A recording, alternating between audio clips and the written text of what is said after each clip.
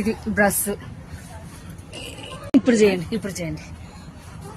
Emergency door ఇది back side ఉంటుంది complete గా. ఓకే థ్యాంక్ యూ అంకుల్ చూపించినందుకు. ఎవరైనా బస్సులో జర్నీ చేసిన వాళ్ళు ఇట్లా ఓపెన్ చేసుకోవచ్చు, ఎమర్జెన్సీ డౌట్ ఉంటాయి. అంతే అదే. థ్యాంక్స్ అంకుల్ చూపించినందుకు. నాకు అసలు ఫస్ట్ టైం మీకు తెలీదు ఎమర్జెన్సీ డోరు ఉంటుందని, చూడలేదు నేను కూడా ఎప్పుడు. అంటే చాలా మందికి తెలీదు డోర్ ఉంటుందని. నీకు తెలీదు కదా, చాలా మందికి తెలీదు ఎమర్జెన్సీ డోరు ఇట్లా బస్సుల్లో ఉంటుందని.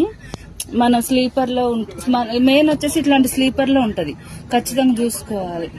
అంటే ఈరోజు పొద్దున తెల్లవారుజాన ఒక బస్సు అంటుకుపోయింది, మొత్తం పెద్ద ప్రమాదం జరిగింది కదా.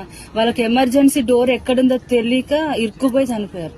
తెలిసిన వాళ్ళు అట్లా కిటికీలు బలగొట్టుకొని వెళ్ళారు, తెలియని వాళ్ళు కొంతమంది అక్కడ ఓపెన్ చేసుకున్నారు, తెలియని వాళ్ళు ఉండిపోయారు. అట్లా ఇరుక్కుపోయిన ఎట్లా పోలో తెలియదు. ఈ డోర్ ఇప్పుడు ఎమర్జెన్సీ డోర్ ఇక్కడ ఉంది కదా, ఇది తెలుసుంటే ఇది ఊరికి ఇట్లా అంటే వచ్చింది, చూసినావు కదా. ఇప్పుడు ఆయన సెకండ్ డ్రైవర్ అట్లా అంటే వచ్చింది, అట్లా అనుకొని ఇక్కడ నుంచి పారిపోవచ్చు, ఇంకంత దిగొచ్చు.